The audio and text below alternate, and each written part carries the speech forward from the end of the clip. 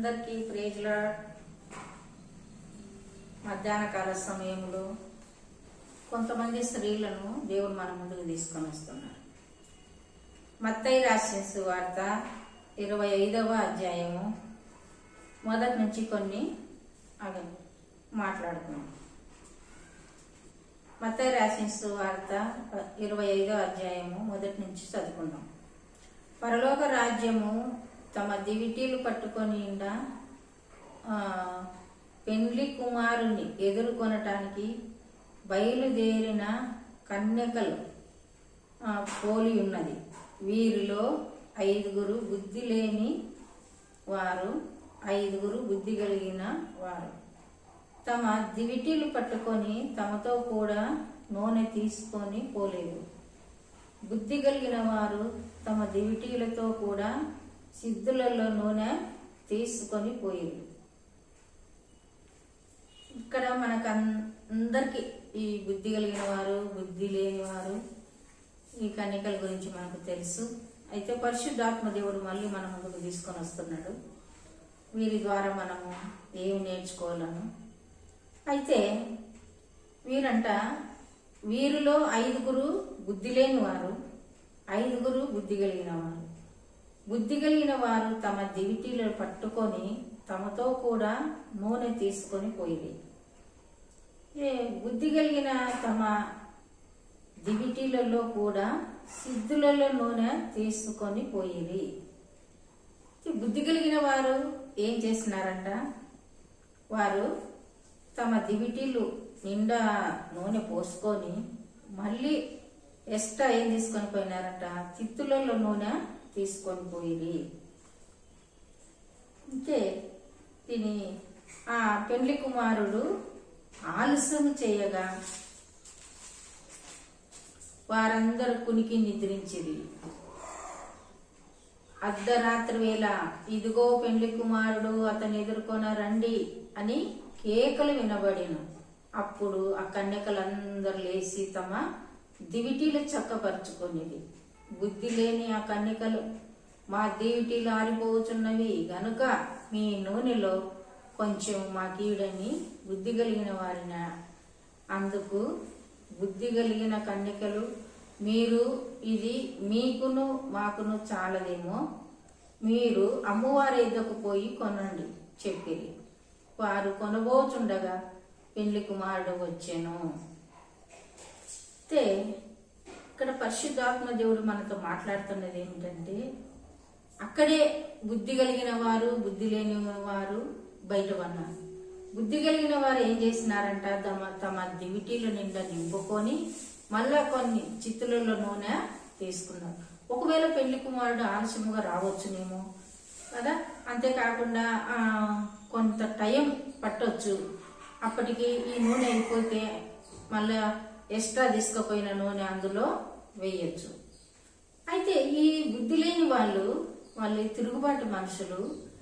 ఎందుకు వస్తానన్నాడు కదా, వస్తాడు, అంతలోపు ఈ నూనె అయిపోక తొలికే పెళ్లి కుమారుడు రావచ్చు కదా. నిర్లక్ష్యం, సోమర్తనం, అవిధేయత ఎన్నైనా పోల్చవచ్చు. ఎందుకు అవతల వాళ్ళని చూస్తున్నారు? సిద్ధపాటు అనేది లేకపోయింది. సిద్ధపాటు అనేది లేకపోక, అంతేకాకుండా ఒకరు చెప్పిన మాట వినే స్థితిలో వీరు లేరు. అందుకే వాళ్ళని దేనికి పోల్చినాడు? బుద్ధి లేని కన్యకలుగా పోల్చినాడు. అయితే కొంచెం ఆలస్యమైంది. ఆలస్యం కాగానే అందరూ పునికి నిద్రించినారు. అర్ధరాత్రి వేళ ఇదిగో పెండ్లి కుమారుడు అతను ఎదుర్కొన రండి. ఎవరైతే సిద్ధంగా ఉన్నారో పెండ్లి కుమారుడు వస్తున్నాడు అని కేకలు వినపడుతున్నాయంట. అప్పుడు వారందరూ లేచి తమ దివిటీలు వెలిగించుకుంటున్నారు. అయితే ఈ బుద్ధి లేని వారి కన్యకలు అప్పుడు కొంచెం ఆలస్యమైంది, ఆ దివిటీలు ఆరిపోతున్నాయి. అయితే ఈ బుద్ధి కలిగిన కన్యకలు ఒకవేళ వారి దివిటీలు ఆరిపోయినా ఇంకా వారికి ఏముందంట? ఎక్స్ట్రా నూనె ఉంది. ఆ నూనె ఆ దివిటీలలో పోసుకొని వెలిగించుకుంటారు కదా. అయితే దివిటీలు ఆరిపోయినప్పుడు అక్కడికి వెళ్ళినాక అయ్యా మాకు కొంచెం ఇయ్యండి అమ్మా, మాకు కొంచెం ఇయ్యండి అని అడిగినప్పుడు వారు మంచి సలహా ఇచ్చారు. చూడండి, ఇది మీకు మాకు సాలదేమో, మీరు వెళ్ళలేరు పరలోక రాజ్యానికి. యేసు ప్రభుల వారిని మీరు ఎదుర్కోలేరు, దేవుని ఎదుర్కోలేరు, మేము ఎదుర్కోలేము. మీతో పాటు మేము కూడా తిరిగి విడవబడిన వారం అవుతాము. అందుకు మీరు అమ్మవారి దగ్గరికి వెళ్ళి కొనండి. చూడండి, బుద్ధి కలిగిన కన్యకలు ఇచ్చిన సలహా ఏమిటంటే మంచి సలహా ఇచ్చారండి. పరిశుద్ధాత్మ దేవుడు నీతో నాతో మాట్లాడేది ఏమిటంటే, అయితే ఒకవేళ దేవుని రాకడ వస్తుందని అనేక సార్లు దైవ సేవకుల ద్వారా, దైవ సేవకుల ద్వారా, అంతేకాకుండా బైబిల్ ద్వారా చెప్తున్నాం కదా. మనం అనుకోవచ్చు ఎప్పటి నుంచే వస్తున్నాడు అంటున్నారు, ఇప్పటికీ రాలేదు కదా, ఆయన వచ్చినప్పుడు మేము చూసుకుంటాంలే కదా. నిర్లక్ష్యం. ఆయన ఎప్పుడు వస్తాడని, ఆయన వచ్చే ముందు మేము సిద్ధపడతాంలే అని ఇంకా నిర్లక్ష్య ధోరణిలో ఉంటున్నావా? లేదు. ఆయన ఎప్పుడు వచ్చేది తెలియదు. అర్ధరాత్రిలో వచ్చినాడంట. వారందరూ వారికి నిద్రించినప్పుడు వచ్చినాడు, రానే వచ్చినాడు కదా. ఈ గ్రహించండి, ఈ అధ్యాయం అంతా చదువుకోండి. పెండ్లి కుమారుడు వస్తానన్నాడు, సిద్ధముగా ఉన్నారు, రానే వచ్చినాడు. ఏమంటే కొంచెం ఆలస్యముగా వచ్చినాడు. అయితే వచ్చేసరికి వాళ్ళ దివిటీలన్నీ ఆరిపోయింది. పరిశుద్ధాత్మ దేవుడు నేను రెండో రాకడగా వస్తున్నాను, నేను వస్తున్నాడని అనేకులు చెప్తున్నారు. ఆయన రానే వస్తాడు, సిద్ధపడిన వారిని తీసుకొని వెళ్తాడు. అయితే ఎప్పుడు మనం ఎలా ఉండాలంట? సిద్ధపాటు కలిగి ఉండాలా. మన హృదయం నిండా పరిశుద్ధాత్మని నూనెను నింపుకోవాలా. అంతేకాదు, ఇంకా మన హృదయం నిండి ఇంకా కూడా మిగిల్చుకోవాలా. అంత విశ్వాసం కలిగి ఉండాలి, మనం అంత భయభక్తులు కలిగి ఉండాలి.